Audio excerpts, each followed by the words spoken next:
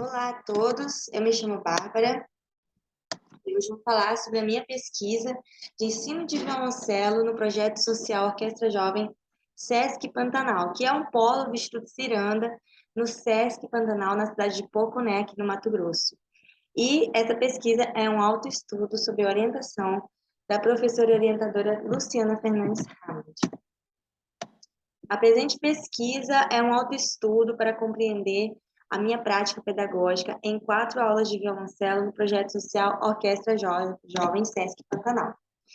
O objetivo da minha pesquisa é relatar a experiência como educadora musical e descrever, elucidar e compreender minha prática pedagógica em projeto social nas aulas de violoncelo do projeto em questão. Neste slide eu apresento as 3 questões norteadoras da minha pesquisa, que são quais são as características pedagógicas das minhas aulas de violoncelo, como utilizo os métodos Suzuki e Fambuki, e quais os elementos da metodologia Suzuki que estão presentes nas minhas aulas de violoncelo. Bom, foi feita uma breve revisão bibliográfica dos seguintes temas. O primeiro, o ensino coletivo de música em projeto. Bom, segundo o Cruvinel, a existência do ensino de música no contexto de projeto social, ela surge como uma fonte transformadora, possibilitando ao indivíduo novas possibilidades e oportunidades de conhecimento. E eu acredito que há muitas vantagens na realização de aulas de música em grupo, no contexto de educação musical, como a qualidade musical ser muitas vezes superior às aulas individuais, e há um maior estímulo por parte dos alunos ao se apoiarem, e isso gera maior motivação entre eles.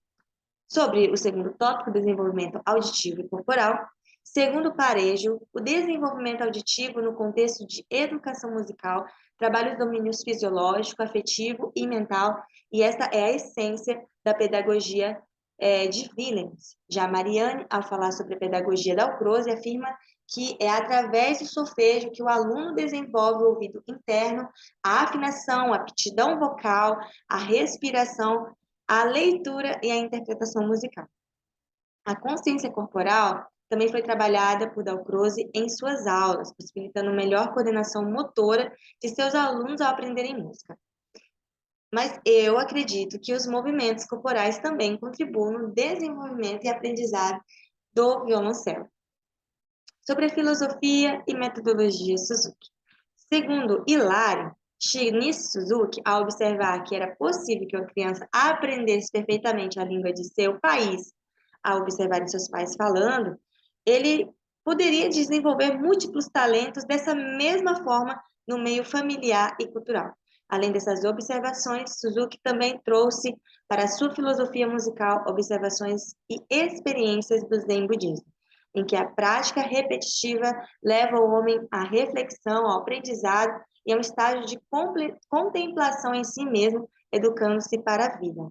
Shinichi Suzuki também percebeu que a participação dos pais seria fundamental na construção musical de seus alunos, estabelecendo assim a relação triádica, onde há o professor ensinando o pai ou a mãe ao aluno e ao professor, né? Onde o professor ensina ao pai e aluno, o pai e a mãe, e eles tocam em casa o instrumento e o aluno vai aprendendo, vendo sua mãe tocar, e ele vai se sentindo instigado, interessado a querer tocar o mesmo instrumento. Os pais são fundamentais nesse processo do aprendizado do aluno, e eles também são responsáveis em auxiliar nos estudos diários do aluno iniciante. E isso faz com que os alunos se sintam instigados a repetir diversas vezes o que eles estão aprendendo, e eles vão melhorando cada vez que repetem. Nessa tabela, é possível ver diferenças e similaridades entre os 2 métodos que utilizo nessa pesquisa, que é o Suzuki e o Fambuki. Suzuki, japonês, e era o Shinichi Suzuki. Fambuki, Larry Nemo, estadunidense. Elementos metodológicos do Suzuki: imitação, repetição e a memorização também. Fambuki, desenvolvimento da leitura de partitura. E a região trabalhada do instrumento é onde há a similaridade dos 2 métodos, que é a utilização das 2 cordas mais agudas na primeira posição, onde o aluno ele vai aprender a tocar violoncelo. Minha experiência como professora de violoncelo. Eu comecei a dar aulas de violoncelo no ano de 2015, no projeto de extensão do IFMT, em Várzea Grande, no projeto chamado Pauta Viva, onde eu utilizava o método Suzuki. Porém, eu não era consciente da sua metodologia. Já em 2016, eu comecei a participar do projeto de extensão UFMT com a Corda Toda, onde eu fui apresentada ao método Fambook, e eu pude conhecer mais a fundo sobre os elementos da metodologia Suzuki. Em 2018, eu fui convidada para dar aulas no Instituto Miranda como professora de violoncelo no projeto Orquestra Jovem Sesc Pantanal, em Poconé, no formato de aulas em grupo de violoncelo, mas com foco na formação de orquestra. Em 2019, para minha capacitação na área da docência, eu participei do encontro de filosofia Suzuki pela orientação da professora Patrícia Pazmanter, onde eu me aprofundei em todo o contexto da pedagogia Suzuki e onde eu pude aplicar de forma mais consciente elementos dessa metodologia nas minhas aulas de violoncelo, nos lugares onde eu já atuava como professora, né?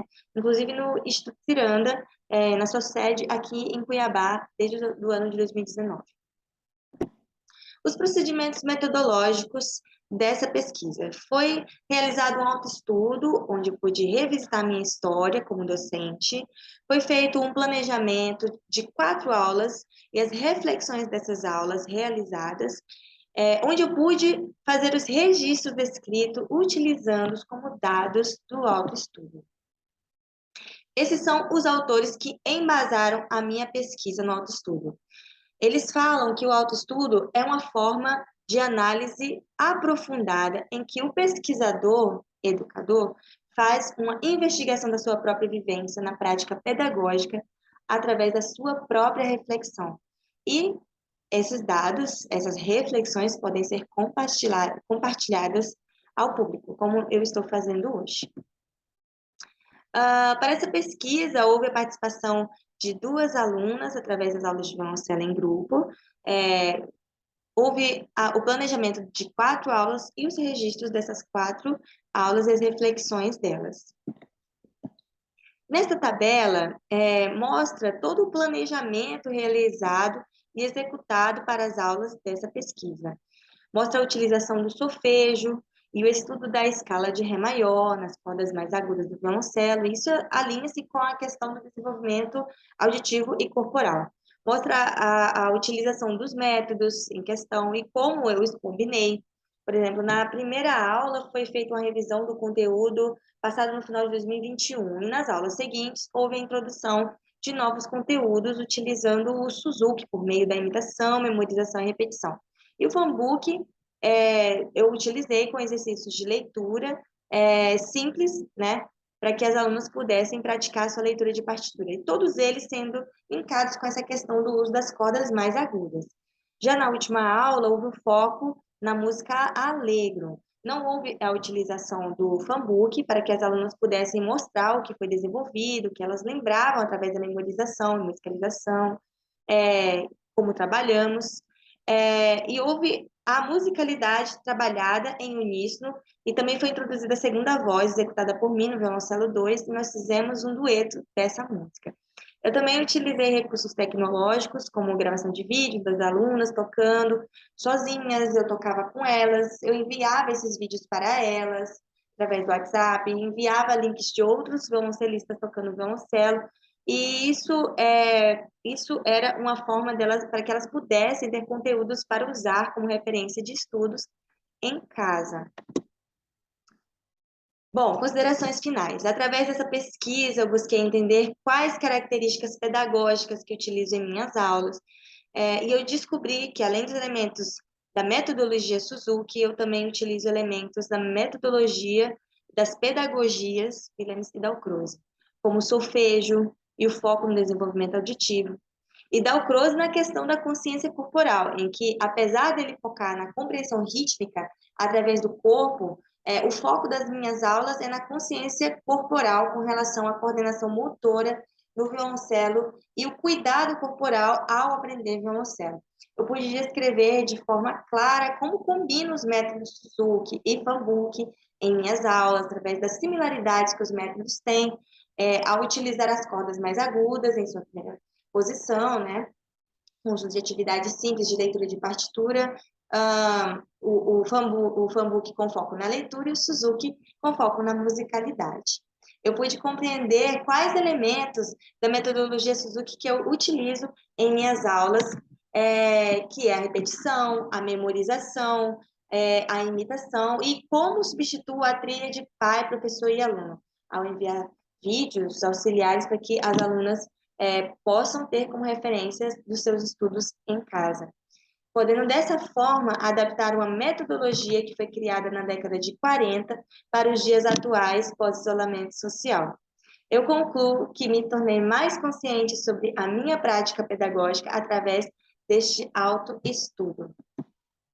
Essas são as referências bibliográficas da minha pesquisa. E eu agradeço vocês por terem participado dessa apresentação.